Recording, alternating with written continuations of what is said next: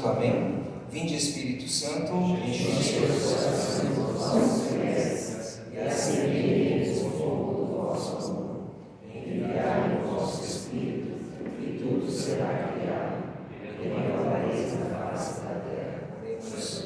Ó Deus, que instruíste os corações dos vossos fiéis com a luz do Espírito Santo, fazei que apreciemos retamente todas as coisas, segundo o mesmo Espírito, e gozemos sempre da sua consolação, por Cristo Senhor nosso. Amém. Ave Maria, cheia de graça, o Senhor é convosco. Bendita sois vós entre as mulheres, e bendito é o fruto do vosso ventre, Jesus. Santa Maria, Mãe de Deus, rogai por nós, pecadores, agora e na hora de nossa morte.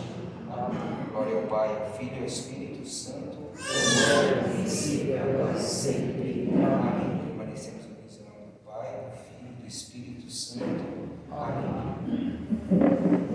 Bom, como o Bruno e a Karina falaram, eu sou o Akira, né? Marcos Akira.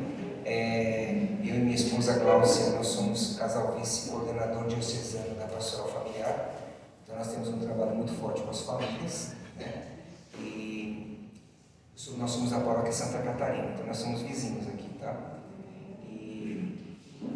Mas nós somos oficiais do Tribunal Eclesiástico, né? O Tribunal Eclesiástico aqui na Diocese de Santo Amaro iniciou em 2017. Então desde o primeiro ano eu já comecei trabalhando com eles, né? Com o Adegilson, que é o vigário judicial. Então estamos aí há mais de 5 anos de caminhada, né? Comecei como notário, auditor. Hoje eu sou advogado canônico, mas também quando preciso eu atuo em audiências. É que agora eu sou secretário da paróquia São João de Brito, então eu não tenho tempo para ficar em audiência, né? Mas agora eu começo a entender um pouco do lado da parte documental da coisa. Então a Karina tem um recado também importante para dar no intervalo, e é importante vocês prestarem atenção, porque a documentação é importante, tá? Bom, nós somos catequistas, ministro da Eucaristia, né? Na nossa paróquia, na nossa comunidade, mas o nosso chamado com certeza é família, né? Semana passada nós estivemos no ICC na nossa paróquia e ordenamos a vigília, né? Participar da vigília. Então foi um momento muito especial para nós, e os casais que não fizeram ICC, por favor, façam. O ICC é sempre bom para renovar o casamento, né? Para realmente dar uma rejuvenescida no ânimo do casal, né? Vamos lá. Qual é o tema de hoje? Já falávamos do tema de hoje, né? Nós vamos falar sobre matrimônio, aqui, né? Matrimônio. Como eu não sabia muito bem qual era o ritmo de vocês, então eu comecei do começo. Tenha paciência, tá? Vamos lá. Vocês têm como material, além da Sagrada Escritura, vocês têm o catecismo, certo? Sim. Muito bem. O catecismo é muito importante, porque sem o catecismo a gente corre o risco de virar protestante. Porque aqui nesse documento estão reunidos 21 séculos de tradição da Igreja Católica. O que nos faz católicos, o que nos diferencia dos protestantes, não é a Sagrada Escritura, mas a interpretação dela, a partir da tradição e do magistério. Então, nós não podemos esquecer isso, tá? Então, o catecismo da Igreja Católica é fundamental. Então, quando a gente vai falar de sacramentos, nós estamos falando da segunda parte do catecismo, que é a celebração do mistério cristão. Vai falar da liturgia e dos sacramentos. Muito bem. O que é liturgia? Todo mundo vai ler, me ajudem a ler. Liturgia É a ação do povo em favor do povo. Em favor do povo. Uma obra de Deus. É a celebração do culto divino, onde o único é nosso Senhor Jesus Cristo, e nós participamos do seu sacerdócio. Isso. O sacerdócio é o culto, a ação profética é o anúncio do Evangelho, e ser régio, o que é régio? É ser rei, né? No sentido do reino, porque nós somos sacerdotes, profetas e rei a partir do batismo, mas quem é o liturgo é Jesus Cristo, tá? Isso tudo está na segunda parte do Catecismo da Igreja. Quando você abrir esse documento, a parte 1 vai falar da profissão de fé, a fé que cremos. A parte 2 vai falar da fé, como celebramos os sacramentos, como celebramos a fé. A parte 3 é a vida em Cristo, nos mandamentos. E a parte 4 é a parte da oração. Então, isso aqui tudo está na segunda parte do Catecismo. Depois, é importantíssimo falar da catequese e liturgia, porque você não vai fazer nada em celebração se você não tiver primeiramente assimilado uma catequese. O que vocês estão fazendo aqui? Recebendo os elementos de catequese. E qual que é o objetivo? O catequista, né, aquele que vem aqui à frente, tem uma missão: introduzir os catequizandos, os crismandos, no mistério de Cristo, isto é, a mistagogia. Esses termos são meio complicados, né? Na faculdade de teologia a gente estuda grego, latim, todos os idiomas, né, hebraico, para poder explicar a parte etimológica da coisa. Só que o que acontece? Na catequese como um todo não precisa disso. Só que quando você estudar catecismo, você vai ver alguns termos aqui que são importantes você saber. Por exemplo, a mistagogia. Introduzir o mistério de Cristo. Como que a gente faz isso? Olha só. O catequista não tenta partir do visível para te jogar para o invisível? Quais são os valores mais importantes da vida? É aquilo que você vê ou aquilo que você não vê? Exatamente, aquilo que você não vê. Principalmente aquilo que é objeto de esperança. Tá? Objeto de esperança. Depois, do significante e do significado. Isto é, daquilo que para você tem valor, só que efetivamente, onde é o verdadeiro significado? Está na essência, né? Eu tenho uma pregação do Padre Paulo Ricardo que ele fala assim: como que eu vou amar a minha, assim, né, no sentido do casamento, né? Então você fala assim: puxa, como que eu amo a pessoa? Eu falo assim: eu tenho que amar além da utilidade, eu tenho que amar até chegar no significado. Imagina quando aquela pessoa não puder fazer nada para você, né? Por exemplo, o Guilherme ama a Vivian. Aí o que acontece? Ele ama a Vivian, mesmo que ela estiver numa cadeira de roda, entendeu? Quer dizer, tipo, mesmo que ela não puder nem interagir com ele, ele ama. Então esse amor é o verdadeiro amor. Não é um amor assim, enquanto eu estou casado, enquanto ela lava minhas cuecas, enquanto meu cartão de crédito tem limite, ela está comigo. Não, isso não é amor, né? Então nesse sentido é você sair, você partir de algo que lhe é significante, mas você entra no verdadeiro significado, é a essência da pessoa. E dos sacramentos, isto é, vamos falar de sacramentos para chegar aos mistérios divinos. Quem aqui sabe o que é um sacramento? Qual que é a definição de sacramento?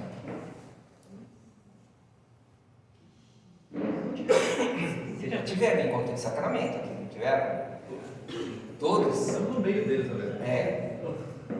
O que é um sacramento? Vai. Vamos lá. Eu não vou falar sozinho, alguém tem que falar também. Um sinal visível que casa. Olha, isso mesmo, é um sinal sensível e eficaz da graça de Deus em nossas vidas. A gente fala sensível porque o visível, né, a gente não só, os sacramentos a gente não vê somente, a gente também escuta, a gente sente, a gente, na Eucaristia, a gente tem um paladar, né? Então, o sensível significa todos os nossos sentidos captam uma ação que ela tem profundidade espiritual. E eficaz, por quê? Porque a graça de Deus se realiza no sacramento, e ela é ex opere operato. E aí ele vai explicar isso daí depois no catecismo, né, que está em latim, mas quer dizer, o sacramento é realizado pela graça de Deus, independentemente do ministro que ele faz, que executa. Então, inclusive, uma heresia que surgiu nos primeiros séculos foi do donatismo, que vai falar sobre a santidade do ministro. A pessoa achava que o ministro tinha que ser santo para o sacramento ser válido. Então, perdido, né? Tanto o padre é pecado. Então, não é questão disso, o sacramento depender do ministro. Se dependesse do ministro, a gente não ia ter sacramento. Mas, se o ministro é verdadeiramente, né, vamos dizer, o sacerdote é verdadeiramente válido, e ele está com uso de ordens, e ele celebra uma confissão, que celebra uma Eucaristia, é válido o sacramento dele. Se um ministro, né, instituído, faz uma celebração da palavra, entrega a comunhão, a pessoa que está na fila e troca de fila por causa que não gosta daquele ministro, não está comungando Jesus, né? Você não comunga o ministro, você comunga Jesus. Independentemente da pessoa que está entregando a Eucaristia, né, é o Cristo que você está comungando, ou não, né? Por isso que a gente tem que ficar muito atento para isso. Então, quantos são os sacramentos? Já que vocês já tiveram esse encontro? 7. Muito bem. 3 deles são de iniciação cristã. Quais são eles? Batismo, Eucaristia e Crisma. A gente fala do Crisma primeiro, porque sempre vai ser essa ordem, tá? Batismo, confirmação e a Eucaristia. É claro que na ordem da idade é possível se receber a Eucaristia antes do Crisma, né? O Crisma teria que ter 14 anos, né? Embora a Igreja Oriental ministre logo junto com o batismo, mas o correto é a confirmação ser feita bem depois, é como vocês estão fazendo agora. Quem aqui está fazendo para o Crisma? Levanta a mão. Quase todo mundo, né? Tá certo. 2 são de cura. Quais são os sacramentos de cura? A confissão e a unção dos enfermos. Então, esse desenho é só para simbolizar que na cruz e na palavra está o sacramento. Tá certo? A única diferença, né, que o catecismo ele separa bem a questão sacramental nesses 3 segmentos: sacramentos de iniciação cristã, batismo, confirmação ou crisma e Eucaristia. Sacramentos de cura, que é a penitência. Aliás, confissão tem 3 nomes, tá? Penitência, confissão e reconciliação, tá? Então a diferença foi só o momento que cada um deles foi ministrado. No início do sacramento, no início do sacramento, né, quando começou a igreja primitiva, não se tinha uma estrutura tão grande de igreja. Então sabe como é que eles confessavam seus pecados? Alguém tem ideia? Na igreja primitiva, um confessava o pecado para o outro na comunidade. Só que tinha 3 pecados que não eram perdoados. 3. Quem sabe quais são eles? Chuta. Sim, homicídio, adultério e idolatria. Esses 3, só o bispo, no caso não o apóstolo, os apóstolos poderiam perdoar os pecados, aquele pecado. Mas por que eles se confessavam para os outros? Porque no começo eles tinham um conceito de comunidade muito grande. E a gente perde isso com o tempo. Quando a igreja passou a ter muitos fiéis, né? Milhares e milhares, né? Isso começou a se perder um pouco. E aí entrou a confissão. Por quê? Porque nos mosteiros, principalmente, o discípulo e o mestre, né, que tinha que formar o discípulo, ele acabava confessando os pecados ao pé do ouvido, auricular. Então, nesse sentido, o direcionamento espiritual era mais adequado e dirigido. E por isso que o termo penitência deixou de ser penitência, passou a ser confissão, porque seria algo individual. Só que o individual tem um problema também. Muitas vezes você só se confessa individualmente e você esquece o valor comunitário. Porque o seu pecado, o meu pecado, afeta a comunidade. O problema do primeiro momento era que era muito comunitário e não era individual. Então você não tinha proporção para o pecado, né? E o problema do individual é que fica só você muito intimista isso, e aí você deixa de ter a relação com a comunidade.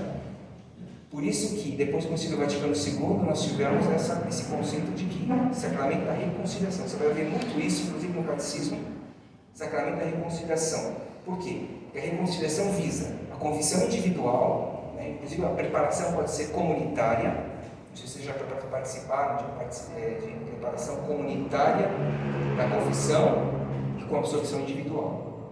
Não sei se já fizeram isso.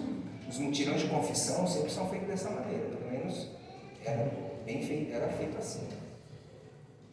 E a confissão, a absorção sempre individual. A absorção coletiva é em último caso, tá? O sacerdote não pode dar absorção coletiva por preguiça, só por motivos graves.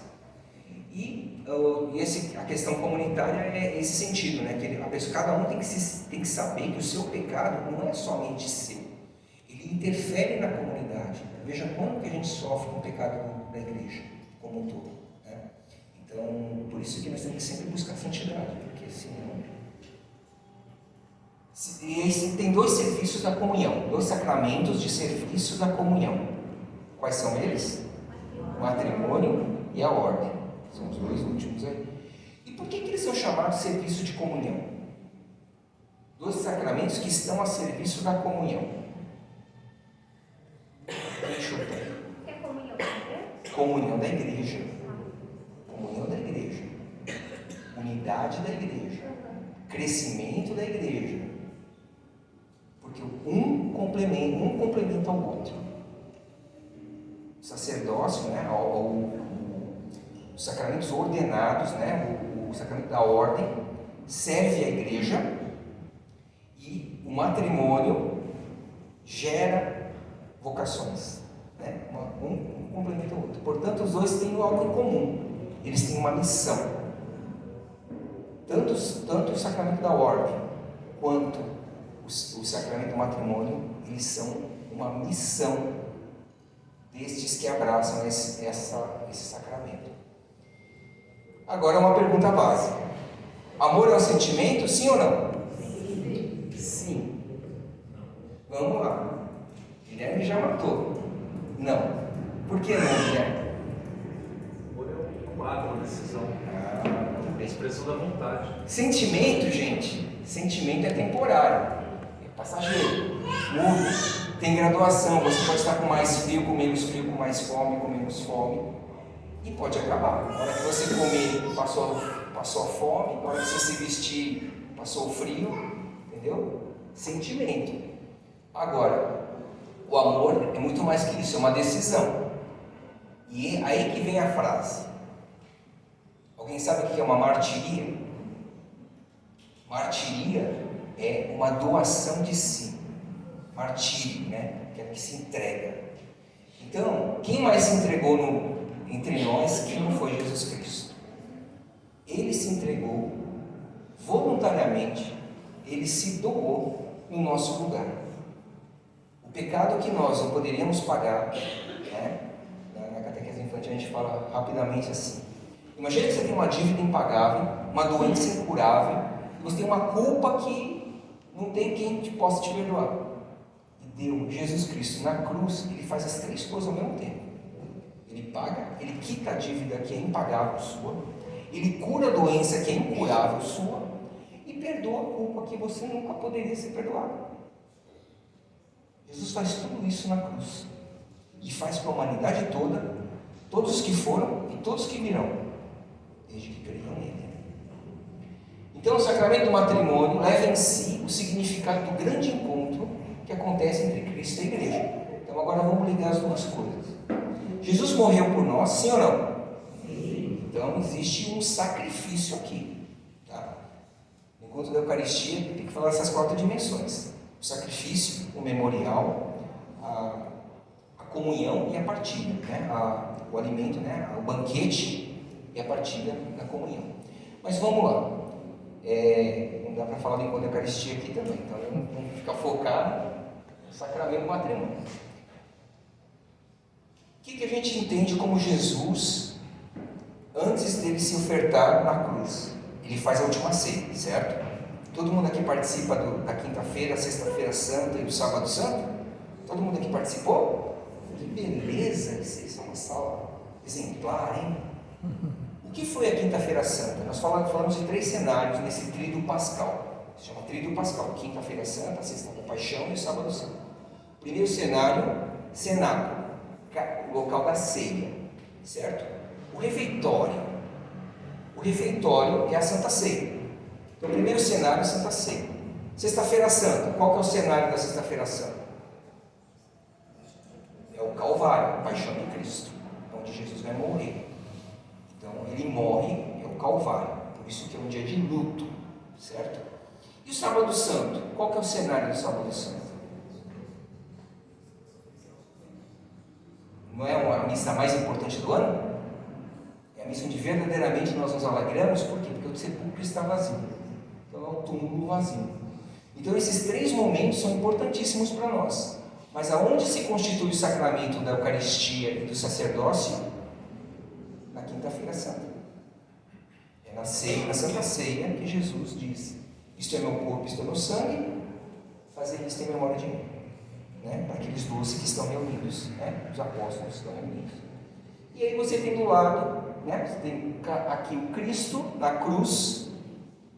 Por isso que é tão importante o casamento numa igreja, entendeu? Numa capela, mas que seja um local sagrado. Por quê?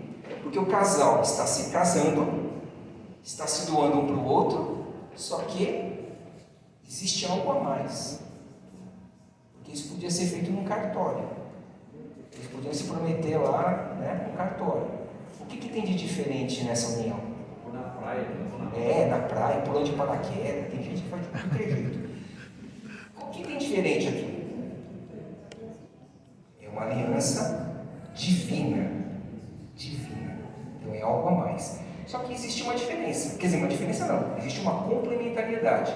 Isso é que vocês têm que tentar entender agora. Porque eu acabei de falar que são sacramentos da comunhão, o sacerdócio e o matrimônio. Acabamos de falar isso. Você vai abrir o catecismo e você vai ver. Sacramentos a serviço da comunhão. Se são serviço da comunhão, eles têm que acrescentar algo um ao outro. O sacerdócio, a Eucaristia, acrescentam na vida familiar, na vida da igreja. É essencial. Sem sacerdócio não tem Eucaristia, sem Eucaristia não tem igreja. Tá certo? E sem matrimônio não tem vocações. Não tem vocações para tudo que tem na igreja.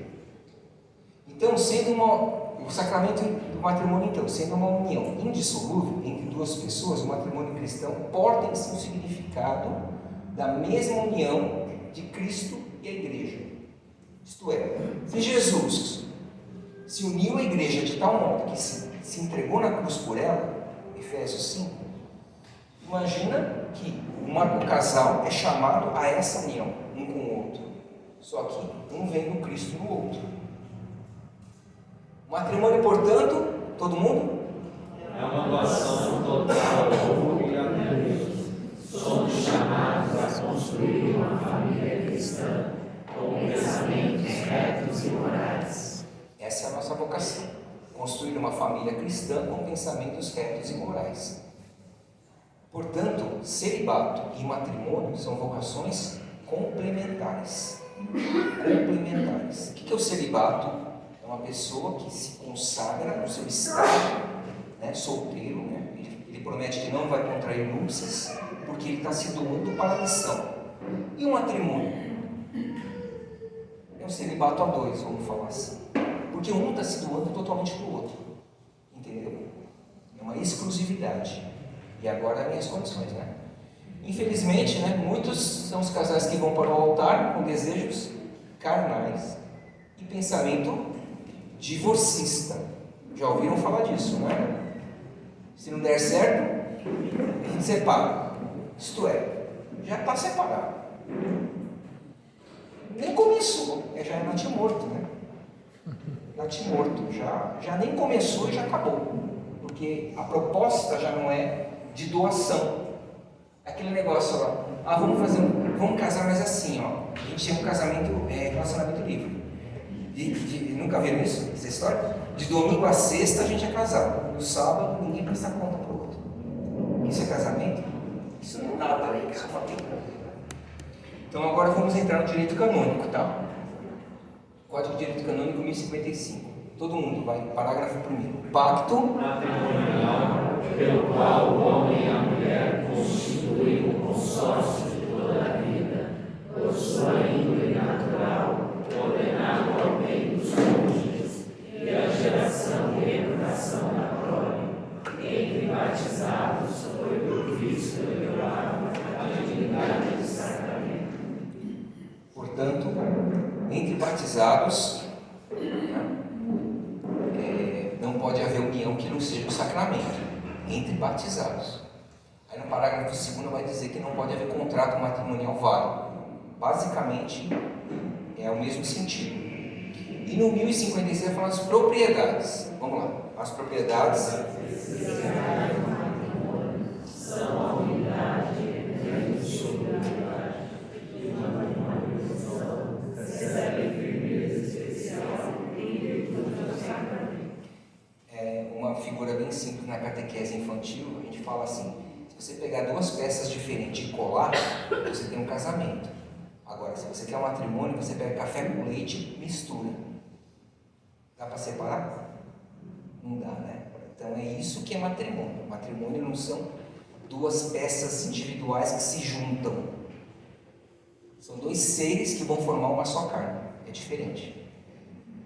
Bem dos cônjuges, que em latim vai falar bono conjuge, que vai falar, significa o seguinte: respeito, diálogo e afeto, carinho, partilha e doação de si.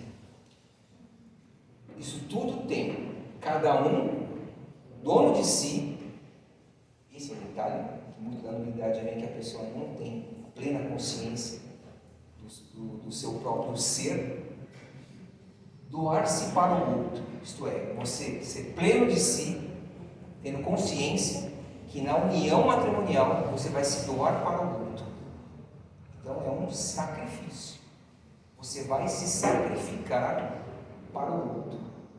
Muita gente casa pensando só nos direitos, não nos deveres. Muita gente casa pensando só no lado bom da coisa e não pensa no ônus que vem. Tudo que tem na vida tem ônus e bônus. Não existe nada que tenha só um lado. Tudo tem os dois lados. E tem gente que só fica só de um lado, fica só achando, tudo bem, quando não estiver bom a gente separa. Quer dizer, então já está separado. A única questão é que está adiando, quer dizer, está protelando a hora de oficializar, né? Porque muita gente já está separado, por isso que o ECC ajuda muito, porque resgata muito isso daí. Às vezes o casal já nem se conversa mais, já, né? Na verdade estão separados embaixo do mesmo teto. Só que o que acontece? É preciso resgatar isso. E é importante o encontro com o casal justamente para isso, né? Bom, toda ação, né, para os casais é importante. Bom, perdoar e acolher o outro. É fácil perdoar, gente? Não é, né? Claro que não é. Porque perdoar exige sacrifício. Porque você tem que aceitar o outro como ele é. E o ser é imperfeito, como você também é imperfeito.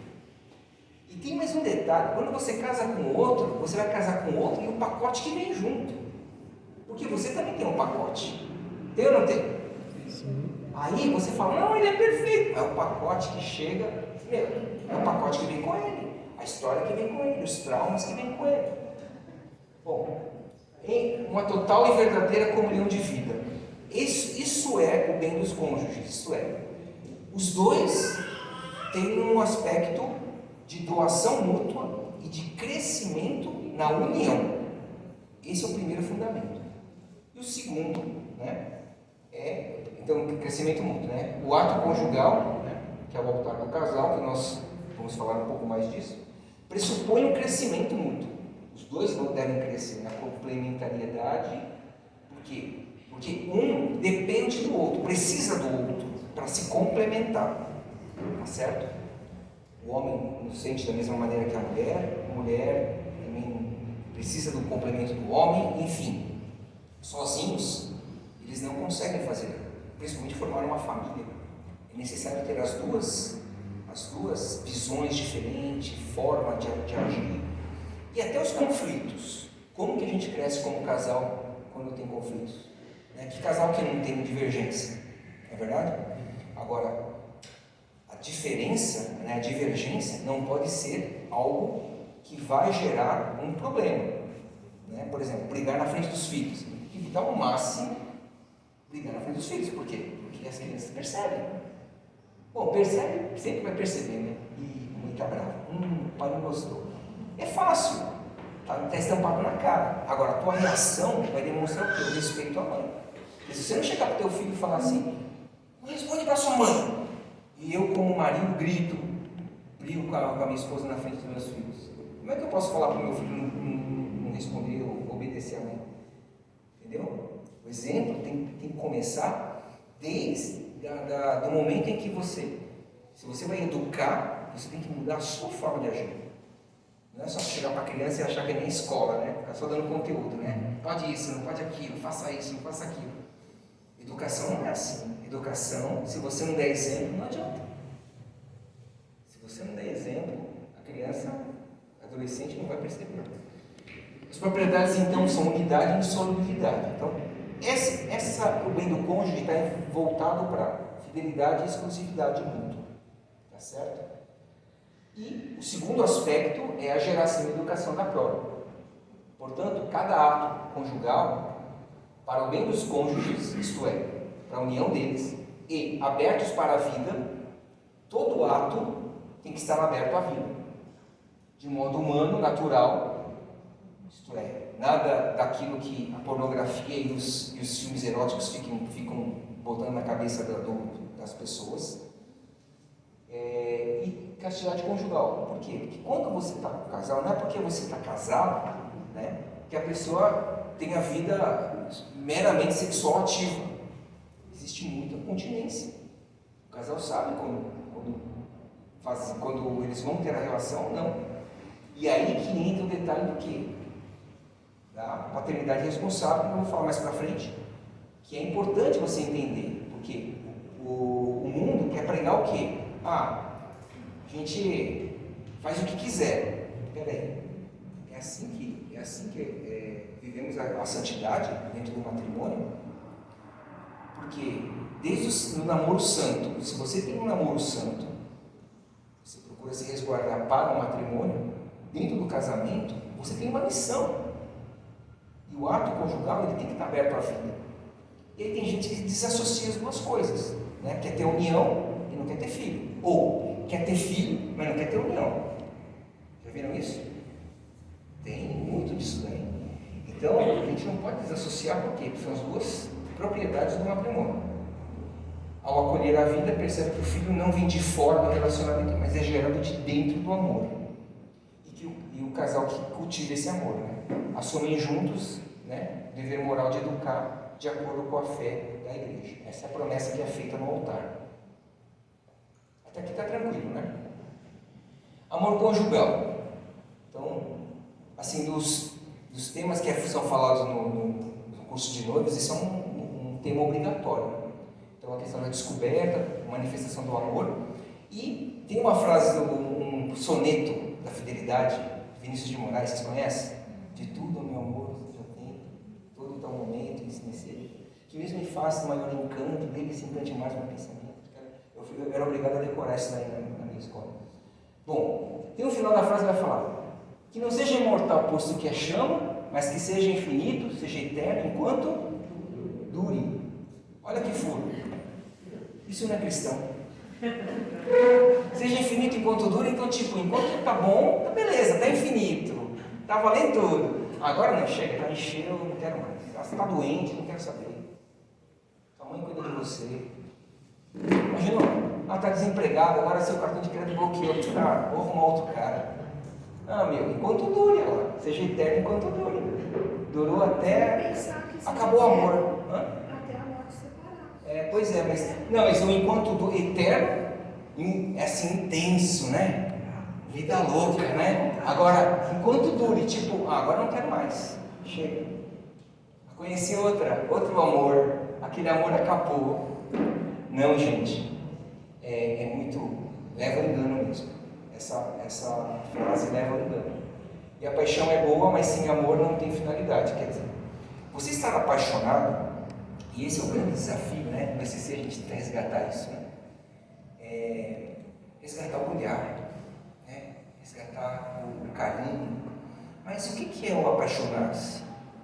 É você se doar totalmente para a pessoa. Não é que você ignora os erros, as falhas da pessoa, mas, tipo assim, você maximiza, você potencializa o lado bom, sim ou não? Não é verdade? Não é que você não está vendo o lado ruim, mas você fala: puxa vida, como essa pessoa tem, puxa carinho, como você é paciente, sabe? Começa a fazer um lado, sabe? Puxa, Bruno, como você é um menino esforçado, né? Um menino dedicado, tá? Sabe? Você começa a exagerar alguns elogios, porque sabe o que acontece? Isso faz bem para todo mundo, faz bem para você, faz bem para a pessoa, né? A pessoa não deixa de ser o que ela já faz bem. Agora, quem sabe o que é cônjuge? Alguém? Ninguém? Imagina um boi e dois boi. Um boi e uma vaca, né? Deve ser um boi e uma vaca. Aí tem dois boi, né? Tem chifre, né? Mas vai lá. O que eles têm juntos que prende eles? Jugo. Por isso que eles são cônjuges, eles são conjugados. Aliança, né? Sob o mesmo jugo, conjugados, sob o mesmo jugo, dividindo a mesma missão. Porque eles não vão em lugares diferentes e nem em ritmos diferentes. Eles têm que ir no mesmo lugar, no mesmo ritmo, carregando e dividindo o mesmo fardo. Sim ou não? Isso que é casamento. A dignidade é a mesma, só que são complementares. E depois, tornam-se cônjuges um para o outro para toda a vida. Esse é o objetivo do casamento. Na igreja, sacramento do matrimônio. Conjugalidade, portanto, dentro, cada ato conjugal tem um valor punitivo e procriativo, que não pode ser separados. Certo? Como é que era no Antigo Testamento? Já havia casamento no Antigo Testamento, antes de Jesus? Havia. Porque está no Gênesis. Deus abençoou e disse: sede fecundos, multiplicai-vos, encher a terra, submeter. Então todos os judeus vivem essa verdade. E Gênesis 2 vai dizer: não é bom que o homem esteja só. No primeiro relato, tem dois relatos da criação, em que o homem e a mulher são criados juntos. Uma visão cosmológica e outra que é uma visão mais campesina, mais rural, onde o homem é feito do barro da terra, retirado da terra, feito do boneco e soprando as narinas do Criador. E aí ele primeiro criou o homem para entender que ele não devia ficar só, e aí ele fez ele dormir e retirou do seu lado, da costela do lado, para entender que a metade dele tira e faz a mulher. Por isso o homem deixará seu pai e sua mãe e se unir a sua mulher e se tornam uma só carne. Então o conceito de uma só carne já está lá no livro dos Juízes, certo? Mas o que Jesus fez? Jesus elevou esse casamento para uma condição de sacramento. E ele eleva dizendo: e o que Deus uniu, o homem não separe. Mateus 19. Então, a união já existia entre homem e mulher. Só que Jesus elevou a um grau de sacramento. Por quê? Porque a própria ação do Espírito vai unir esse casal. Então, a gente fala que existe o acasalamento, que é uma união física, meramente física. Existe o casamento civil, que é um relacionamento psíquico e físico, porque tem um aspecto social, é aceito pela sociedade, o casamento civil. Só que o sacramento do matrimônio é um terceiro grau. Ele não é só um acasalamento, não é só uma união social, uma questão psicológica, mas existe uma união espiritual. As almas dos esposos vão ser unidos. Bom, santuário do amor. Efésios 5 vai dizer justamente isso: sede submissos uns com os outros no temor de Cristo. As mulheres sejam submissas aos seus maridos, como ao Senhor. E os maridos amai as mulheres como Cristo amou a igreja e se entregou por ela. Tem gente que fala assim: está escrito aí que a mulher tem que ser submissa ao homem. É verdade. Por quê? O que é ser submisso? Estar sob a mesma missão. Os dois estão sob a mesma missão. E o marido tem que ser o primeiro a se entregar de amor, viu? Não é o primeiro a fugir. Tem muitos que estão correndo, Estão correndo. Então, é o dom de si para o outro. Então, este amor conjugal, somente este, pertence à doação sexual, que se realiza de maneira verdadeiramente humana. Por que tem o termo verdadeiramente humano? Porque tem gente que pensa que qualquer coisa é ato conjugal. E não é. Ato conjugal é ato natural. Não tem coisa inventada. Porque, por exemplo, a pessoa começa: tem que fazer. Pega aquele manual de sexo tântrico lá e fica querendo fazer 500 coisas, acrobacia. Fala assim: isso não existe, gente. Não no casamento cristão. Não no casamento cristão. Porque, como que você respeita o outro, Entre todos os animais, o ser humano é o único que tem uma cópula olhando um para o outro. Nenhum outro ser faz isso. Isso é divino, né? Deus nos criou a sua imagem e semelhança, para que a nossa dignidade nunca seja diminuída. Né? Bom, indissolubilidade, fidelidade e abertura à vida. O leito conjugal do casal, né, ele é o altar do casal.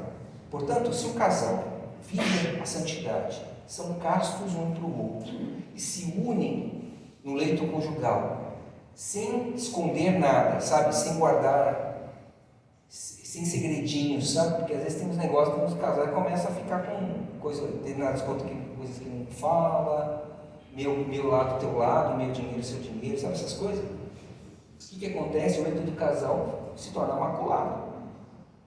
Imagina o altar do sacerdote que está se consagrando à Eucaristia e ele é um crápula. Entendeu? O sacramento vai acontecer, mas esse sacramento foi realizado de maneira adequada, santa? Deu para entender que não? No casamento é a mesma coisa. O casal tem que estar entregue um para o outro de corpo e alma. Quando o casal vive isso, eles começam cada vez mais. Cada união, cada relação que eles realizam é uma ação de graças a Deus e eles se unem mais e crescem um ao outro. Um cresce com o outro. Porque na santidade é o altar, né? Quando você vive a santidade, o casal cresce como casal e ele gera vida ad intra e ad extra, isto é, para dentro da relação e para fora da relação. Essa é a verdadeira missão do matrimônio. Indissolubilidade e infidelidade, portanto, aspecto unitivo, e aberta à vida no sentido da fecundidade.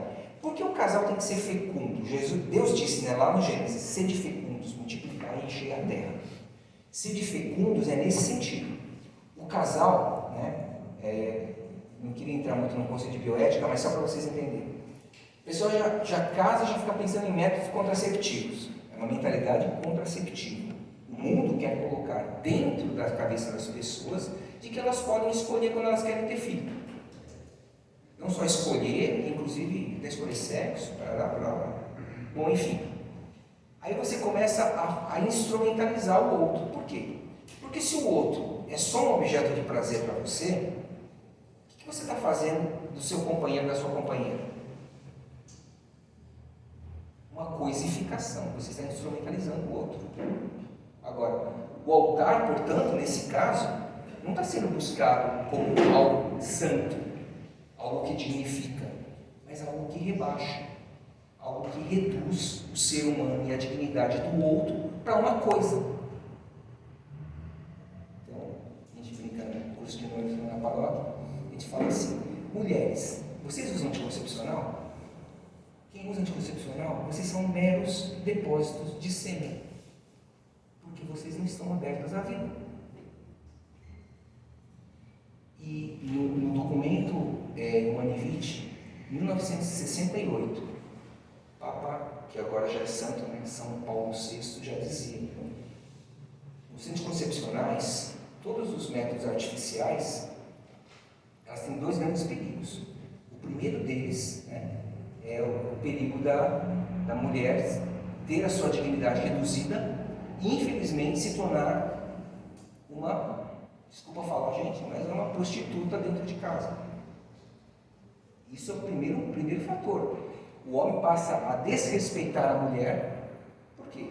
Porque ele também, o homem está fértil o tempo todo, né? Pelo homem que tem relações todos os dias. A mulher pode. A mulher menstrua, ela tem período de fertilidade, ela tem período que ela não está bem. Então o que acontece? Se o homem não tiver continência, junto com a mulher, realmente entender que tem momentos que não dá para ter relação, ele está simplesmente usando a mulher. E isso reduz muito a dignidade da mulher. Então, na pastoral familiar, a gente fala muito disso, velho. Inclusive, no simpósio de bioética, se vocês estão falando assim, esse japonês está ficando maluco. Eu vou deixar depois no final o link do simpósio que nós tivemos em maio agora. Primeiro simpósio de bioética da Diocese. Alguém aqui acompanhou alguma coisa? Não? A assistam pelo menos até a primeira médica falar. Ela é um testemunho maravilhoso sobre tudo isso que a gente está falando, tudo que eu falei aqui, rapidamente, sobre essa questão de bioética. Não é fácil, sabe? Porque é um tema muito profundo para tratar. Então, os atos conjugais, como os quais... está falando do Manivite, né? Então, primeiramente, que a mulher tem a questão da dignidade reduzida e, infelizmente, o homem deixa de ter na mulher uma companheira que deve ser respeitada e amada para simplesmente ser um objeto, um instrumento de prazer. Desculpa, mas é verdade. E o segundo fator é que, além de facilitar, né, ou pelo menos se abrir mais para a infidelidade, ainda existe a questão do controle do governo, que pode interferir na relação de como que a família quer ter filhos ou não. Por exemplo, tem países que controlam, né? Só pode ter um filho, não pode ter mais de 2, tem essas coisas, né? Tem países que querem controlar a natalidade de uma maneira impositiva, né? Então, aplicando penalidades para as famílias. Então, isso já é uma questão que, usando métodos artificiais para isso, inclusive esterilização, aborto, etc. Então, a sexualidade é fonte de alegria quando realizada de maneira verdadeiramente humana e favorece a mútua doação. Os esposos, quando eles se respeitam, eles se enriquecem. Por isso que, se há desrespeito, a relação é meramente destrutiva. E outra, né? Aí são temas que vão ser tratados no curso de noivos, que é conhecimento de si e do outro. E um testemunho do casal, que quando se a minha esposa estivesse aqui, a gente ia falar disso daí, né? Que tem, isso aqui é algo que a gente sempre fala, assim, que todo casal que estava longe de Deus e se encontrou com Deus, teve algo mais ou menos parecido com isso. Você tem o seu Deus, porque essa é a realidade que todo mundo fala que, eu acredito em Deus, só que Deus é o dinheiro, né? Deus é a carreira, a questão econômica, né? Tem o sexo, porque a pessoa quer casar justamente para ter relações, e só que tem um detalhe, né? Quem está no meio disso? O eu, né? E aí a pessoa fica com o egoísmo, né? Eu do meu jeito, o meu projeto, e Deus está de lado. Né? Na verdade, o Deus é isso, né? É a egolatria. A pessoa começa, além de ser uma idolatria, uma egolatria. Ele mesmo é Deus de si e faz o que quer. Bom, nem sempre é fácil amarmos, né? Nos amarmos e aceitarmos. Portanto, quando você vai aceitar o outro, você tem que se aceitar primeiro. E você tem que entender que o outro também está cheio de defeito, né? E quando você tem gratidão por Deus, aí você vai entender que Deus ama nós do jeito que nós somos. Nem tanto pelo que fazemos, mas pelo que somos. Nossa dignidade é inviolável. E aprender a aceitar o outro nesse sentido, né? Reconhecer em si, e aí comprometer-se a trabalhar. Reconhecer talentos, que é justamente identificar que o outro tem talentos. Por que você foi atraído pela outra pessoa, né, para casar? Porque realmente tem dons que você admira. Sim ou não?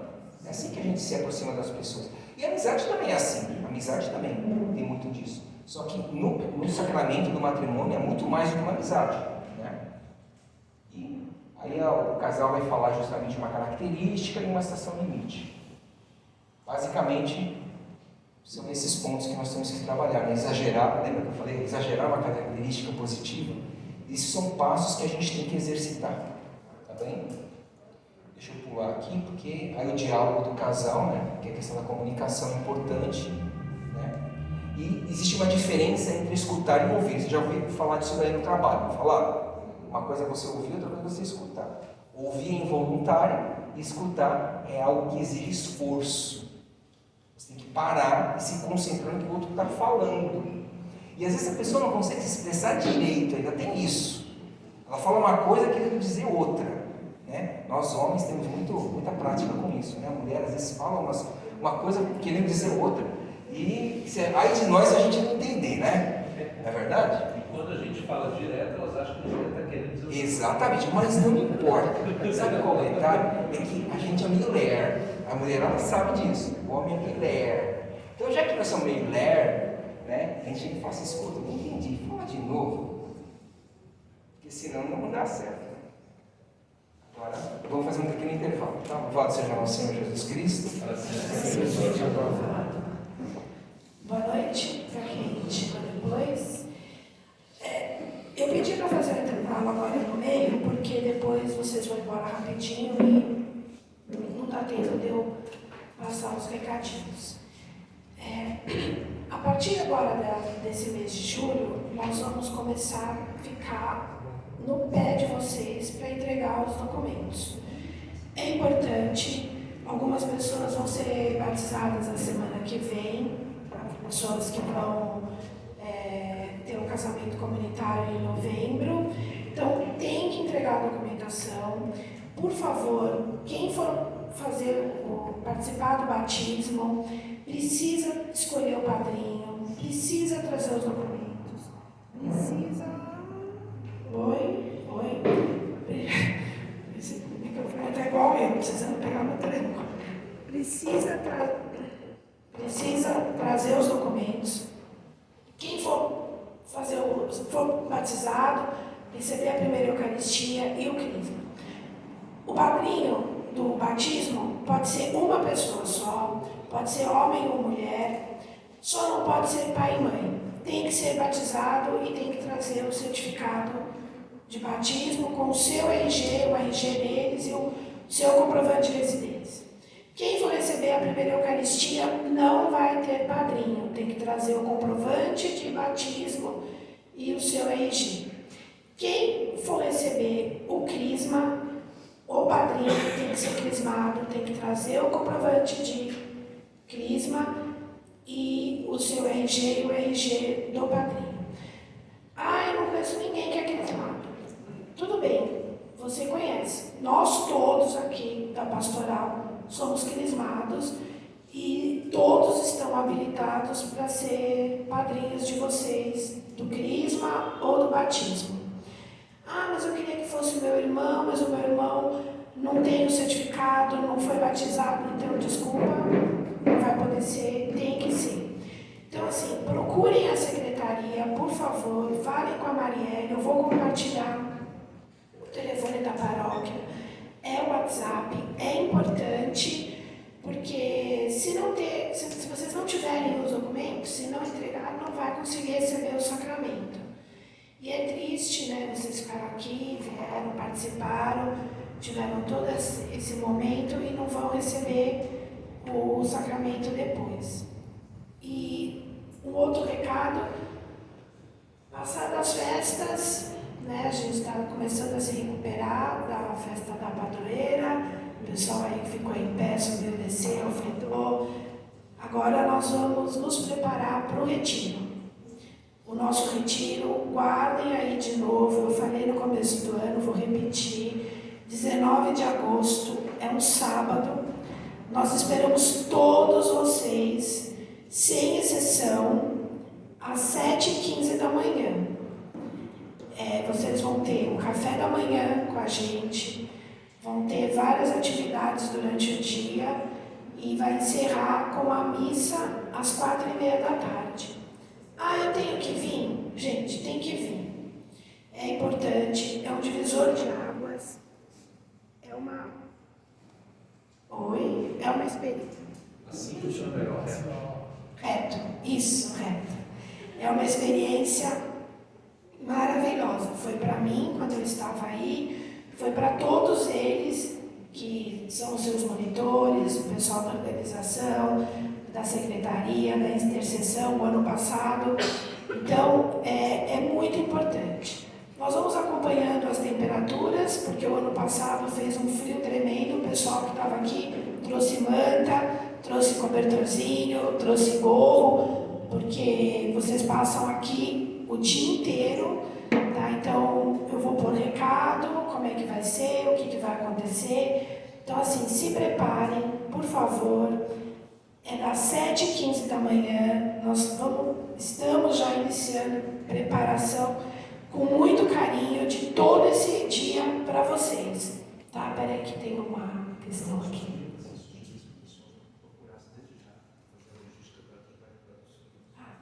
Então, é verdade.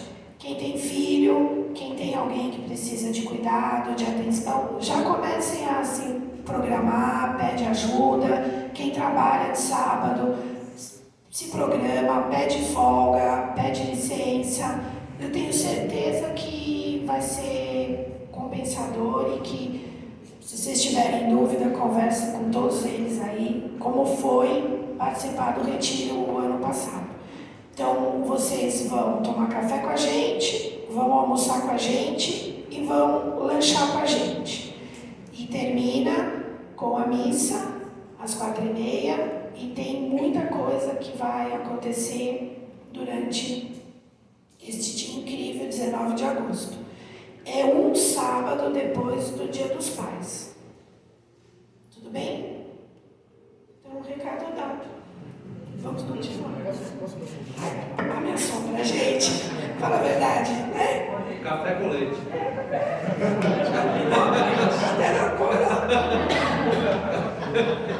Pessoal, esse encontro de vocês é o segundo dia mais importante, é o segundo dia mais importante do curso de vocês.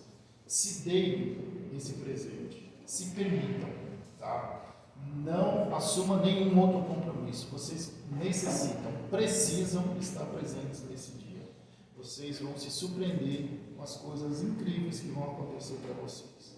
Para que isso aconteça, é muito importante que vocês estejam presentes, de corpo e alma. A partir do momento que você entrar aqui na igreja para participar do evento, desligue totalmente do mundo externo. Esqueça os problemas, desligue o celular, fique focado aqui. Se você tem algum compromisso, alguma coisa inadiável, alguma coisa que não dá para resolver, que você tem que sair, então esqueça, porque você não vai conseguir dar atenção. Tá? Estou dando esse recado porque é muito importante.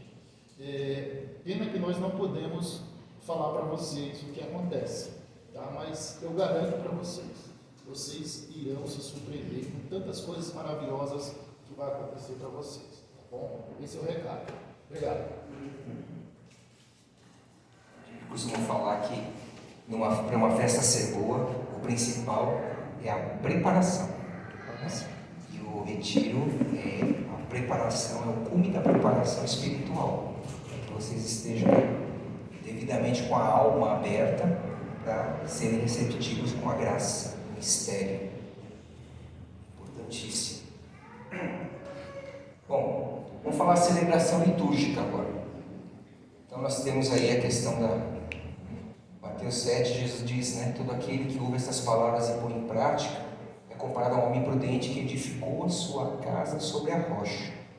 Quando nós pensamos em construir nossa família sobre a rocha da igreja, da palavra de Deus, aí sim, podem vir as tempestades, que a casa vai ficar firme. E vamos falar dos aspectos que apresentam a celebração, né? Porque existe a estética da celebração do matrimônio, só que o mais importante não é a parte estética, embora seja bonito, mas não é o mais importante, né? A questão dos símbolos. Então tá lá, celebração matrimonial.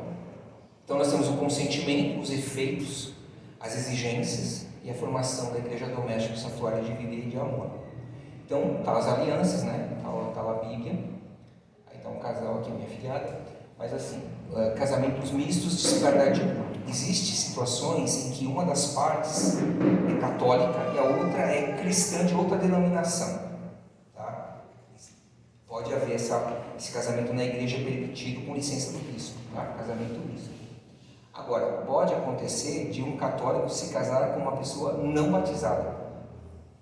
Não é nem católica. É possível licença do bispo por disparidade de culto. Tá? O que é feito nesse caso? A secretaria ela tem o responsável para fazer isso, né? Tem que chegar a falar para a pessoa. A parte não batizada tem que trazer 2 testemunhas para jurar que a pessoa nunca foi casada, né? Que conheçam há pelo menos 20 anos a pessoa, pode ser pai, mãe, irmão. E a parte batizada se compromete ao juramento supletório que em batizar e educar as crianças, os filhos desse casamento, tá? Batizar e educar na fé da igreja. E a outra parte não batizada dá o ciente que não se opõem a essa educação batizada na igreja. O vínculo matrimonial é criado, portanto, e a graça do sacramento do matrimônio, que a gente fala todos os dias, um casal que tem o sacramento do matrimônio pode clamar para si, né? Pode evocar a graça santificante do matrimônio. Não é verdade, Guilherme? Assim como o sacerdote faz a epiclese na hora que ele invoca sobre as espécies pão e vinho, enviai, Senhor, o seu Espírito para santificar essas oferendas, o casal pode clamar para si a graça santificante do matrimônio. E assim eles resgatam todo o valor que é derramado no dia do matrimônio. Tá? Então, neste momento em que um olha para o outro dando a mão, um vai se entregar para o outro. Tá? E aqui o casal de páginas aqui são os meus filhos, tá? Meus caçulas, meus pequenos. Então a celebração é, primeiro, um ato litúrgico. O que significa? É um ato público. Público. Tem que estar com as portas abertas. Ah, mas existem exceções? Existem. Por exemplo, vai casar o filho do governador. É dado licença para que a porta seja fechada da igreja. Por quê? Porque senão pode haver um protesto. Pode haver uma manifestação ali e o casamento vai virar guerra. Né? Então, ato público significa portas abertas da igreja, uma celebração, como todo sacramento, tem que estar aberto à comunidade, tem que estar aberto. E o ritual próprio, não pode ser qualquer coisa inventada na hora. Sabe aquele negócio de improviso? Ah, eu gosto daquele padre porque ele improvisa. Meu, stand-up deixa com o mundo, na igreja existe ritual. Tá? É verdade. Não tem improviso. Ah, o cara gosta de improvisar. Começou a improvisar, está atacando a liturgia. Está errado. Já sabe mais do que a igreja. Você sabe mais que 2000 anos de tradição? Não. Então, se você tiver com dúvida, a igreja está certa, tá? Provavelmente você que está errado. Põe isso na sua cabeça. Local consagrado, né? Primeiro, eu não posso casar em outro lugar? Esse mês, agora de junho, o bispo assinou um decreto, né? Um documento, alertando todos os padres. Está fixado aqui na paróquia? Eu não vi no quadro, não reparei. Rezei lá na paróquia, nem reparei. Na minha eu coloquei, preguei lá no quadro, lá, com relação a casamentos celebrados fora do templo. É terminantemente proibido. Só por exceção, licença do bispo. Tá? Por quê? Porque sacramento se celebra no local sagrado, paróquia ou capela, tá? Devidamente consagrada para fins sacramentais. Qual que é a exceção? O pai da noiva, o avô da noiva está ligado num aparelho que não consegue trazer para a igreja, entendeu? Uma doença, não consegue vir. Aí o que acontece? Vai celebrar lá na clínica, lá na casa dele. É uma exceção, não é regra. Não é para fazer na praia, no sítio, no buffet. Isso na igreja católica não é possível, permitido. E se algum padre, com uso de ordem, fizer essa celebração, ele já está sujeito a suspensão imediata. Uso de ordens e vai responder por isso. Bom, ordem eclesial. Deve estar em comunhão eclesial e, portanto, uma ação comunitária com a presença de testemunhas da comunidade. O casamento só é válido com a presença de no mínimo 2 testemunhas, que não podem ser os pais dos noivos, as pessoas que assinem o processo matrimonial. Exige a preparação dos noivos. Por que fala, a igreja fica obrigando a fazer curso de noivos porque a igreja quer ganhar vendendo curso de noivos? Primeiro, esse curso de noivos tem cada vez, infelizmente, na nossa diocese e tantos outros lugares, infelizmente não é dado nem conteúdo mínimo. São as 8 palestras, né, para a preparação, que está no CNBB, Comissão Nacional da Pastoral Familiar. Mas, vamos lá. Tem padre que faz 2 horas de conversa, pronto, já assina lá que fez a preparação. Não é assim. O Papa já pediu, o Papa Francisco já pediu, e outros papas já desde João Paulo II, para que se empenhe em fazer um catecumenato, um acompanhamento dos noivos durante mais de um ano. Porque se um sacerdote, para ser ordenado sacerdote, tem que ficar no mínimo 9 anos no seminário, ou um religioso para fazer um voto perpétuo tem que ficar no mínimo 7 anos de caminhada na congregação, por que o casamento em 2 horas você libera lá um documento lá, uma tarde, e libera lá o documento de curso de noivos que estão aptos para casar? Sendo que eles não sabem nem o mínimo. Né? A questão, por exemplo, de assumir os filhos, de estar aberto à vida, se eles não têm isso como um conceito fundamental, indissolubilidade, que não é para ter pensamento divorcista, né? Então, já começa mal, né? Porque a própria preparação já não existe, né? E quem administra o sacramento do matrimônio? Né? Os próprios noivos. Os próprios noivos são os agentes do sacramento. Portanto, não é padre, não é diácono que casa os noivos, tá? Eles se entregam, eles se recebem mutuamente. O padre, o diácono, eventualmente até um leigo com provisão do bispo, pode ser testemunha qualificada em nome da igreja, tá? Porque tem que ter, além de 2 testemunhas que assinam o processo, uma testemunha qualificada da igreja, que tenha provisão ou licença para presidir, né? Para assinar, não é presidir, para assinar como assistente do matrimônio. Testemunhas qualificadas da igreja. Muito bem, então, segundo o Catecismo da Igreja Católica, 1623, são os esposos que, como ministros da graça de Cristo, se conferem mutuamente o sacramento, tá? E vão dar o consentimento. Como é que funciona o rito matrimonial? Né? Vai todo mundo lá. Consentimento matrimonial.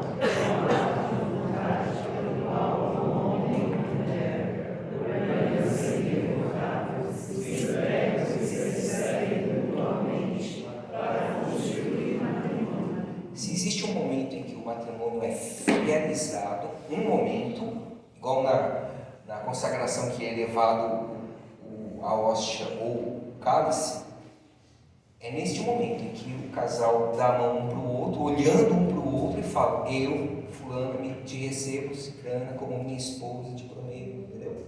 É neste momento, tá? Os noivos, então, vão fazer esse consentimento. Por isso que ele precisa ser livre e consciente. Como que ele vai ser livre? Se eles não estiverem sem nenhuma pressão, nenhum ato, uma força externa, obrigando eles a fazer aquele voto. E o segundo é consciente. Eles sabem aquilo que eles estão abraçando. Por isso que precisa ter formação, para ter consciência. Vão unir as suas vidas de maneira irrevogável. Portanto, o padre começa a celebrar, quando começa o rito matrimonial, tem esses três, claro que tem a palavra, o evangelho, a homilia, mas quando chega no rito mesmo, na parte do casamento, vai ter essas 3 etapas. Primeiro, o triplo escrutínio. Palavra feia, né? Mas são 3 perguntas. Vocês estão aqui para se unir em casamento, em matrimônio. É de livre vontade que o fazeis? Aí vai responder? Sim. Se espera que responda sim. Se alguém brincar e falar não, o que o assistente tem que fazer? Tem que encerrar imediatamente, porque não tem brincadeira no altar. Se a pessoa brincou, fez qualquer coisa, fecha, acabou, encerrou. Casamento, não tem casamento. Mas ele estava brincando e daí? Acabou. É sim, tem que responder corretamente. E já teve casamento que acabou, viu? Não teve, aliás. Acho que foram para a festa ainda, né? Estava pago, né? Mas a igreja não teve sacramento, tá? Não teve sacramento. Tem que responder sim. De livre vontade que o fazeis? Aí fala assim: ireis prometer, é por toda a vida que eu prometi, ireis prometer fidelidade um para o outro, é por toda a vida que o fazeis? Né? E estáis dispostos a receber e educar na fé os filhos que Deus lhes confiar? Né? Isso é estar aberto à vida. Né? E aí segue.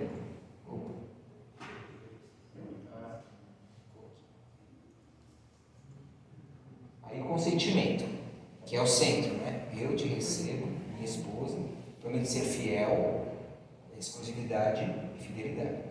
Amar-te e respeitar-te na alegria e na tristeza, na saúde e na doença, por todos os dias de nossa vida.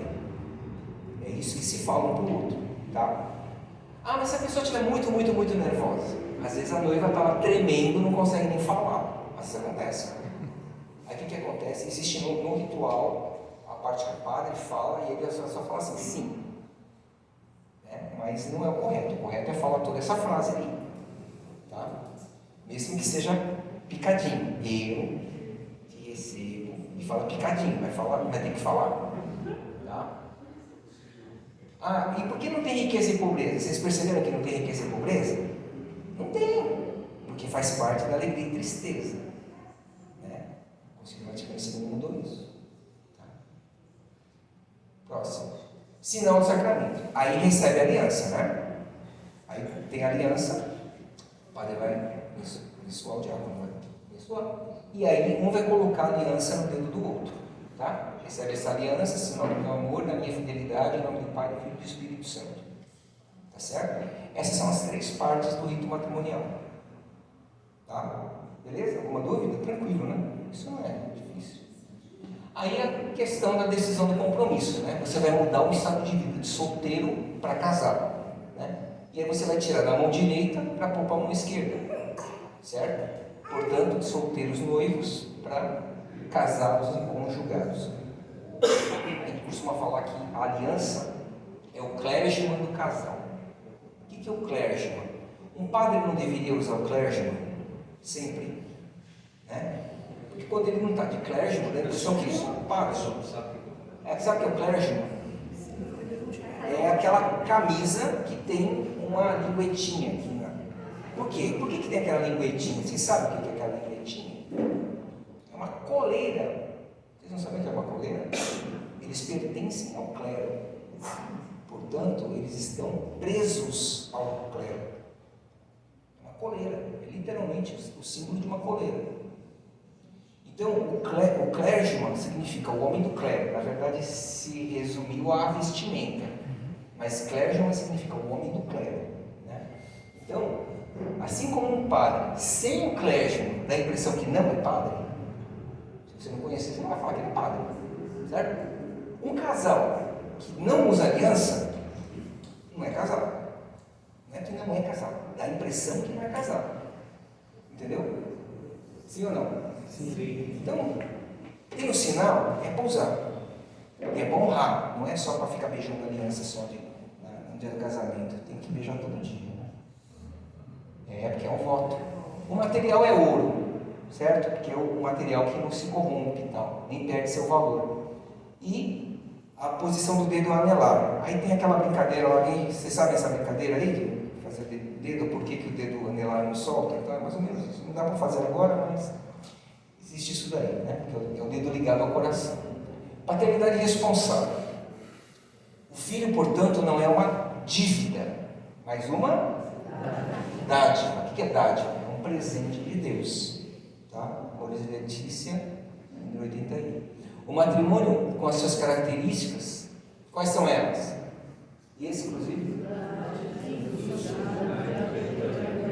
Então, hoje parece mais o quê?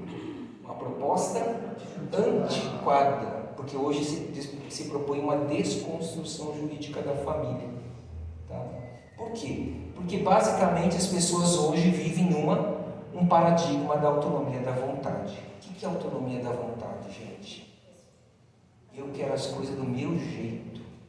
A igreja tem que se adequar ao meu modo de viver. Não sou eu que me adequo ao mandamento. O mandamento tem que se adequar ao meu modo de viver. Então, quer dizer, você está tendo um relativismo, porque você está diminuindo o que é o absoluto, então você está relativizando o absoluto. E quando você relativiza aquilo que, se Deus é absoluto, Deus é a lei suprema, e você relativiza, fala, não é bem assim, tem que viver bem assim, não precisa ser tão radical, e começa a relaxar as coisas, o que você está fazendo com a sua vida? Você está absolutizando o relativo. Você está fazendo daquilo mais ou menos virar o seu Deus. Aí você não tem mais regra. Você faz o que você quiser, aí a tua esposa, a tua companheira faz o que quiser, e todo mundo faz o que quiser, quando tiver filhos, que também faz o que quiser, e cada um faz o que quiser. Onde está Deus nisso? Não está, né? Não está, não cabe. Porque a vontade humana é cheia de fraqueza, nós somos impulsionados nós temos paixões desordenadas. A partir do pecado original, nós temos paixões desordenadas. Então, o que vai dar isso? Vai dar encrenca. De um modo ou de outro, vai dar encrenca. Vamos lá. Por que? No Enigma da Esfinge, Frei Antônio Moser vai dizer: antes de gerar filhos, é preciso que o casal se gere como casal.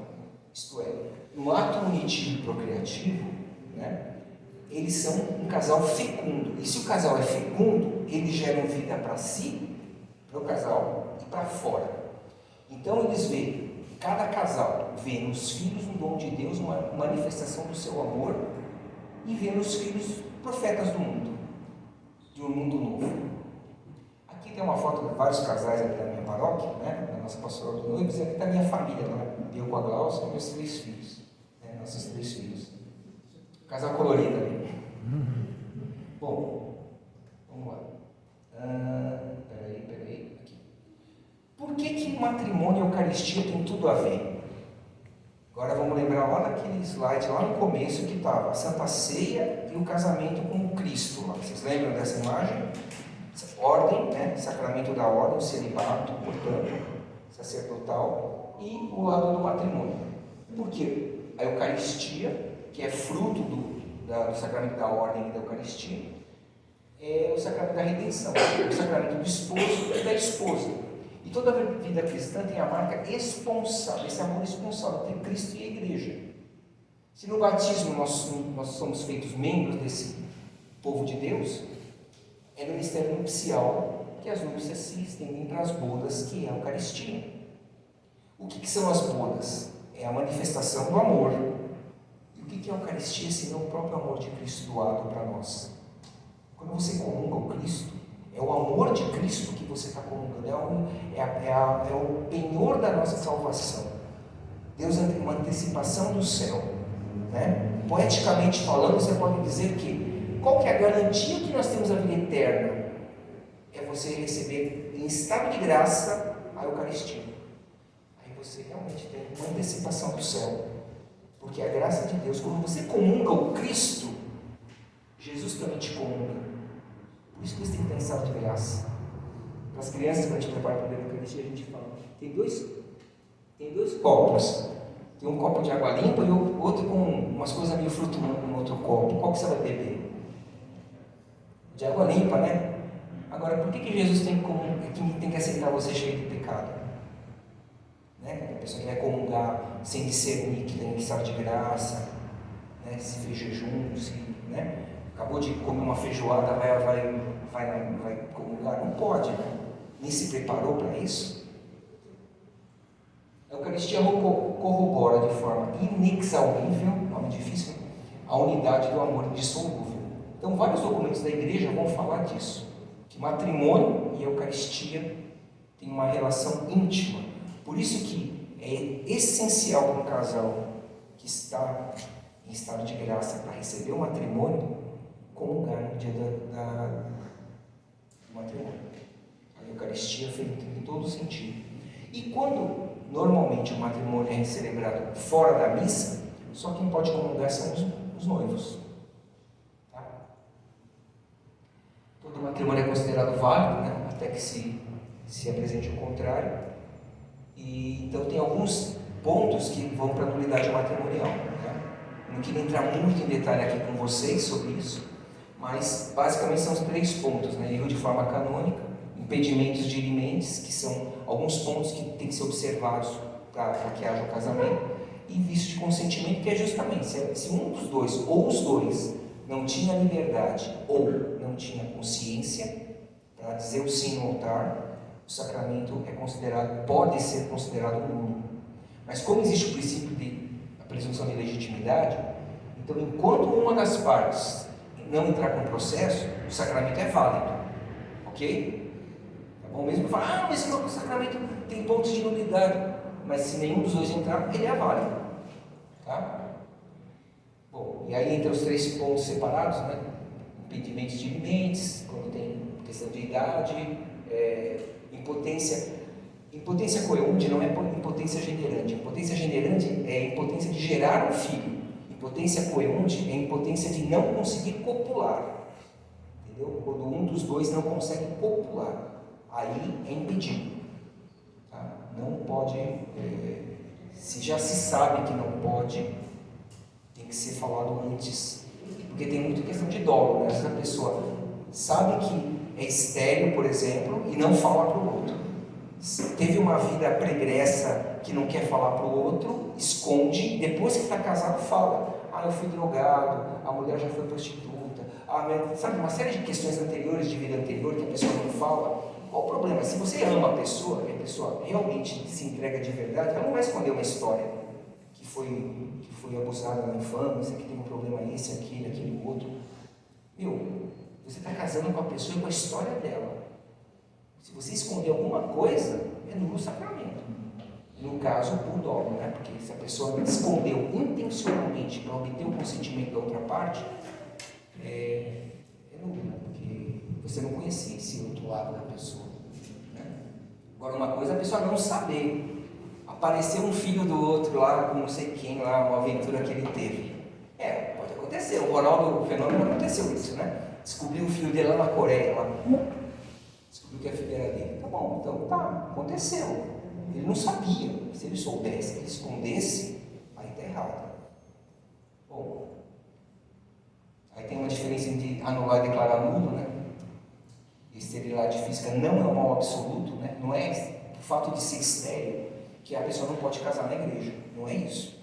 Se a outra parte está sabendo que a outra é estéril, e já casam sabendo, eles podem se abrir para adoção e tal, né? A questão não é essa, a questão é que não esconda essa informação do outro, porque se tiver prova de que a pessoa sabia e negou essa informação para a outra, aí é dolo, né? Eu vou falar de nulidade, eu vou falar de consanguinidade, né? Mas eu queria mostrar duas coisas para vocês. Anotem aí no caderno, que vocês puderem. Se vocês entrarem no YouTube e colocar Pastoral Familiar Diocese de Santo Amaro, Pastoral Familiar Diocese de Santo Amaro, vai abrir essa página com várias formações que nós temos ali da Pastoral Familiar. Aí uma delas eu fiz uma formação sobre nulidade matrimonial, abertura de processo de nulidade. Aí meia horinha eu explico, com slide específico, falando sobre nulidade matrimonial.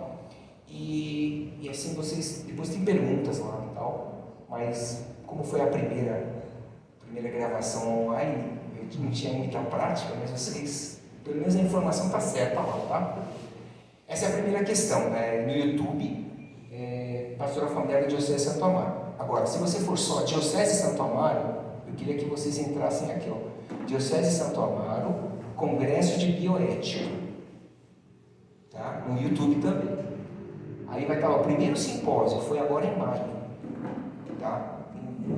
Em quantas horas foi? 7 horas esse congresso, foi uma dia inteiro, começou 9 horas da manhã, acabou 5 horas da tarde. Mas assim, tem muito conteúdo aí.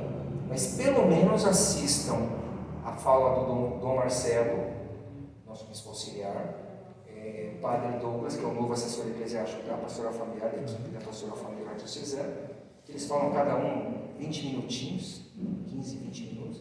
Aí depois entra a doutora. Aí a doutora é sensacional. Pelo menos a doutora vocês ficam até o final, hein? Aí vocês vão gostar, vão querer ver o resto. Pode ver o resto, né? Falar de método Billings, método natural, que é praticamente mais de 90% de eficácia. Né? Eu e minha esposa, nós testemunhamos isso, que funciona mesmo. Tá? Inclusive para a concepção também. Inclusive para a concepção, mas não é o anticoncepcional católico. Ao contrário. É o uso da liberdade e da continência do casal para ter relações em períodos inférteis. É totalmente diferente do conceito contraceptivo. Eu não quero ter filhos. Se você já pensa assim, está errado. Está errado. Esse pensamento é contraceptivo. Agora, o pensamento de uma paternidade responsável queremos espaçar nascimentos. Não queremos ter, né? O nosso planejamento a gente está querendo segurar pelo menos uns 2 anos aí uma nova gestação. O que a gente faz? A gente vai ter relações no período de infertilidade da mulher, que é de 15 a 20 dias no mês. É bem razoável. Só que os homens precisam participar ativamente desse conhecimento do corpo da mulher. Esse é o princípio. Se o homem se comprometer e tiver disciplina, são as duas coisas que são essenciais para o casamento, né? Se comprometer e ter disciplina. porque respeitando o corpo, né, a natureza da mulher, a saúde dela, o casal vai se unir mais ainda. A partir do nosso segundo filho, né, nós passamos a usar o arco-íris, nosso filho está com 19 anos hoje, e ele é uma bênção para nós. Mas, entre aspas, chegou no momento em que vocês não estavam preparados. Mas Deus abriu as portas para tudo que era necessário, por causa da providência divina. Quando você crê que Deus vai te dar o melhor, né, Deus vai te dar sempre o necessário, nunca vai te faltar. Agora, o plano dele é melhor que o nosso. Agora vamos abrir para dúvida, gente. Alguém tem alguma dúvida? Esse a gente encerra no horário. Um de cada vez. Ou eles entenderam tudo, ou eles entenderam nada. Vocês vão ver tudo no YouTube lá, para não me perguntar nada aqui. Eu deixei o YouTube justamente para isso, né? Porque o YouTube facilita, não precisa repetir coisas. Você vê que eu nem falei nulidade direito. É verdade. Está tudo lá. Como é que a audiência está lá? E a testemunha está lá. Tá fácil. E o simpósio é muito legal, viu, gente? Essas questões da bioética são muito importantes. Você respeitar a vida do início ao fim da vida é essencial. Não é o divórcio, né? Não sei como é que é o termo que usa, mas pedir autorização para o bispo para se separar, no caso de um motivo que cabe. Então, aí é nulidade matrimonial. Se são casados na igreja, é preciso entrar com o processo de nulidade. Na igreja que foi casado? Não. Você tem que entrar no tribunal eclesiástico. Então, assim, existem alguns documentos que você tem que retirar, que faz parte do processo. Então, você tem que tirar a certidão de casamento do matrimônio. Bom, primeira questão, tem que estar divorciado no civil. Sim. Se não tiver divorciado no civil, a gente nem conversa, porque existe possibilidade de reconciliação. Eu já peguei vários casos que a pessoa... por que você não está casado assim? Porque eu ainda mantenho a família dela, né?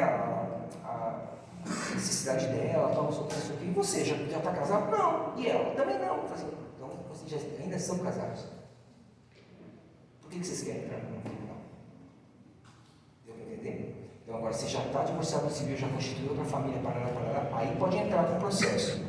Mas para entrar, é preciso analisar uma série de fatores, né? Mas primeiro, documentação. Tem que ter documento, tem que ter testemunho, tem que ter todos os documentos, né? O processo matrimonial, cópias. Tem que responder um questionário que não é fácil. Né? Alguns aqui já entraram, né? Moisés entrou, quem mais que entrou com o processo de nulidade aqui? Né? Alguns já entraram com o processo. Então, assim, o processo, depois que você entra, é um ano mais ou menos. Não, mas não é questão de ser para você, a dúvida é para todos. Todos nós aqui somos multiplicadores. Uma vez que você tem um conhecimento, não é para você, é para todo mundo. Quando alguém vier para você, numa roda de amigos, alguém começa a falar, você sabe a informação. Mesmo que não seja para você, para alguém vai servir. Então, o que acontece? O tribunal, antes do Papa Francisco, o processo era muito demorado, 2 a 3 anos, tinha apelação automática para Roma, então o processo custava de 10 a 12 salários, era muito caro, não era para qualquer um. Hoje o processo custa menos de 5 salários, dura um ano, em torno de um ano, e se for documentar o breve, 6 meses. Eu já tive processo que foi liberado em 4, muito rápido. Então a questão é muito simples, a questão não é o tempo ou demora ou não, a questão é assim, o advogado que vai te atender tem que conhecer, porque infelizmente tem advogado que aceita qualquer coisa, vai fazendo, fala assim, não aceito isso. Aí lá na nossa equipe mesmo a gente fala, assim, essas tem coisas que a gente não pode aceitar. Por quê? Porque você está dando esperança, se você começa a acolher a pessoa, sabendo que, por exemplo, ela não tem testemunha, você não tem testemunha, por que você está dando esperança para ela de fazer o processo? Fala para ela que não dá. Porque muitas vezes a pessoa fala assim, é por causa do dinheiro, né? É caro. O processo é todo físico. As audiências são todas no tribunal, tem que ser tudo processado, tem que mandar tudo para assim, a documentação para Roma, né? Que é no sentido, a informação e tal, né? E assim, é tudo sigiloso, é todo o custo que é feito, todas as notificações são pelo correio. Eu sei que é coisa antiga, mas é igual proclama de casamento, a gente afixa no quadro ainda. A gente não faz um negócio atual, moderno, porque tem que ter validade canônica, tem que cumprir a obrigação. É a mesma coisa, assim, você também tem que entrar num processo, por exemplo, você é católico e a pessoa que você se uniu é ateu. Você também pode fazer esse processo junto com o tribunal para poder conjugar? Não, uma vez que você está casado na igreja, você pediu dispensa de disparidade de culto, uma licença diocesana de disparidade de culto, você se casou na igreja, você tem o sacramento do matrimônio e você pode comungar. Não, a pessoa não é casada. A outra parte não é nem batizada. Não é nem batizada. Ela não vai comungar, porque ela nem batizada ela é. Agora você, como uma parte católica, pode comungar porque você tem o sacramento e você tem a responsabilidade, na verdade você tem uma sobrecarga aí, porque você tem que ter a obrigação de batizar as crianças, os seus filhos, e educá-los na fé, porque isso compete a você. Quando é um casal, há uma divisão de tarefas, você divide o fardo. Nesse caso, o fardo é todo da pessoa, da parte batizada.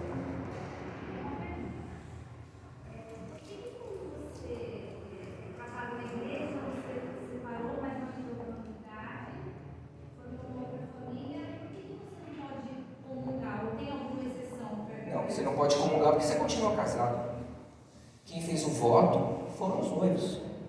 Padre nenhum obrigou os noivos a casar. Eles que quiseram. Eles falaram, eu te prometo por toda a minha vida, não foi? Se tinha consciência ou não, se teve liberdade ou não, aí é o tribunal que vai julgar que eles não tinham liberdade, que não tinham plena consciência e, portanto, é nulo o sacramento. Portanto, não é uma anulação de casamento, é declaração de nulidade. O processo corre durante praticamente um ano, e aí o tribunal julga, no mínimo 3 juízes, julgam que não houve o sacramento. Então há uma declaração de que não houve sacramento. Portanto, você voltou a ser solteira. Entendeu?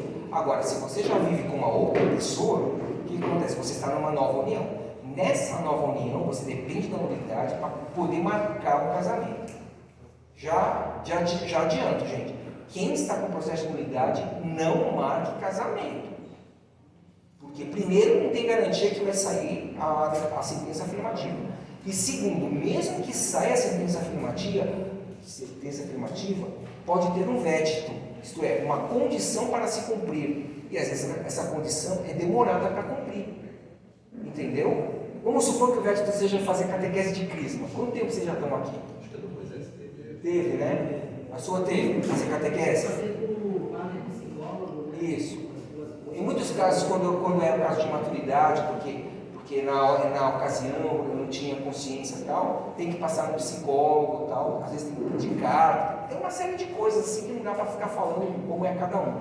Mas assim, se vai ter veto, você não sabe quando que vai poder liberar esse veto, você não pode agendar um casamento. Porque fica pressionando o tribunal para liberar a sentença, sendo que, já está afirmativo. E daí que está afirmativo? Você tem condição para cumprir. Entendeu? É igual a absolvição. Você faz uma confissão para o padre te absolve na hora. Só que ele fala, por penitência, faça isso, aquilo. Se ele te falar, reza uma Ave Maria, está resolvido. Agora, se ele te falar, devolve o dinheiro que você roubou. E aí? E você, sei lá, quando você roubou. Você nem tem mais. Você nem sei. A grande verdade é essa. A pessoa pode estar arrependida, mas a condição, às vezes, não é que é impraticável, mas a pessoa tem que cumprir uma condição que vai demorar. Não pode não ser tão rápido. Cada diocese tem um tribunal, é isso? Agora, depois do documento do Papa, né, Mitis Iudex Jesus Manso Juiz, 2015. Depois desse documento, o Papa Francisco deu autonomia para que cada bispo, na sua diocese, tivesse o seu próprio tribunal. Porque até 2015, por exemplo, Santo Amaro, Campo Limpo, Osasco, Santo André, Guarulhos, todo mundo tinha que estar dentro do único tribunal interdiocesano de São Paulo, na Avenida Nazaré, que na época era na Avenida Genópolis. Agora está na PUC, né? Está na Nazaré. Mas isso já foi um passo, porque ela está em Roma. Não, mas o tribunal que você entrava era aqui. Entendi. Era aqui, era interdiocesano. Aí daqui, a Apelação automática para Roma, voltava, por isso que demorava 2, 3 anos, porque tinha que ir para lá, custava caro, porque tinha que ir para lá. Né? Mas agora não tem mais apelação automática e não depende de segunda sentença para confirmar, basta a primeira sentença. Já é muito mais rápido. Não é que eliminou etapas, facilitou, agilizou o processo. Eu tenho uma pergunta. Se você está no processo de nulidade e um dos cônjuges falece, automaticamente. Se faleceu, acabou. Já está liberado e. Se faleceu, se o cônjuge faleceu, encerra o processo. Arquiva-se. Aí você pode. Mas o que foi pago, foi pago. Agora, se tem dívida, já não paga mais. Aqui, não precisa pagar mais. Mas aí você está liberado. O processo acabou. Aí você fica liberado para. Está liberado, é o certidão de óbito, né? O casamento anterior é o certidão de óbito. Mas muitos entram com o processo, viu, gente? Mesmo que não tenha ninguém, viu? Mesmo que a pessoa não tenha ninguém, a pessoa pode entrar com o processo. Justamente porque tudo que a parte, o ex está fazendo, está te afetando espiritualmente, porque você está vinculado com ele. Então, mesmo que você não tenha ninguém, pensa nisso. Eu vou fazer um voto, eu não tenho voto, eu não estou fazendo nenhuma caminhada, porque eu já fiz 2 casos, né? Atendi 2 demandantes que foram fazer votos religiosos. Então, tudo bem, elas eram obrigadas a apresentar nulidade, para poder o convívio lá, poder dar andamento lá, à comunidade dela. Agora, tem muita gente que está entrando, eu estou com 4 agora, que não estão casadas, não estão com uma nova união, mas querem justamente por quê? Porque percebem que a sua vida espiritual não evolui porque ela continua presa num relacionamento que ainda mais o outro lá vai em outro lugar, lá vai se contaminar, afeta ela também. Quando continuam vinculados, o vínculo permanece. Enquanto a igreja não cortar o vínculo continua. Agora só pode casar o que não tem filhos? Que não tenha filhos, fazer a nulidade? Não tem nada a ver isso. Não? O filho não é um vínculo. O vínculo é um matrimônio. Entendi. Ter filho não cria vínculo. Tanto é que tem umas que nem conhecem o pai. Né? Aí não teria como ter vínculo. Mas vamos lá. Eu queria falar uma questão Nós vamos ter no dia 26 e 27 de agosto o segundo encontro diocesano com o Bom Pastor. Vocês já ouviram falar desse encontro?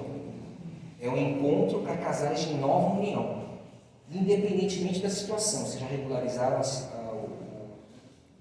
nulidade, o matrimônio, ou se estão no meio do processo, ou se nunca entraram. Pessoas que vivem em nova união não podem participar de ECC. Não estou falando aqui de ECC, mas quem está recasado não pode participar de ECC. Porque se participar de ECC, vai ter 2 problemas. Primeiro, que está desobedecendo a regra do ECC, que não é para entrar, não é para estar lá. Segundo, que não vai adiantar muito para esse casal, porque quem está pregando para eles são casais que não vivem a realidade deles. E o pior de tudo é se sentir excluído, porque o ECC move tudo para a Eucaristia, e a pessoa vai se sentir excluída, ela não pode comungar, tá certo? Então, o encontro com o Bom Pastor é um encontro apropriado para quem vive segunda união, né? Nova união.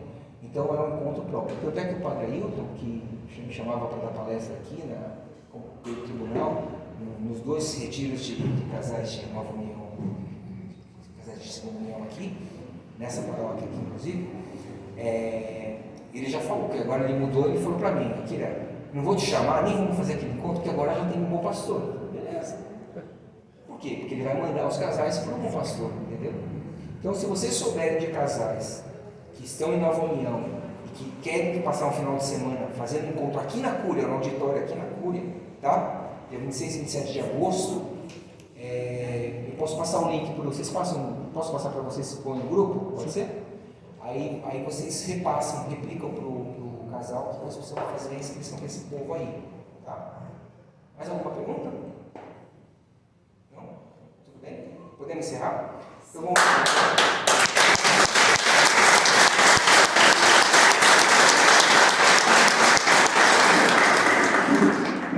Louvado seja o nosso Senhor Jesus Cristo. Vamos consagrar a Nossa Senhora. Salve, Rainha, Mãe de Misericórdia, vida, doçura e esperança nossa. A vós bradamos degradados filhos de Eva, a vós suspiramos, gemendo e chorando desde vários lágrimas. E é a coisa de advogada nossa, esses vossos olhos misericordiosos são nosso bem.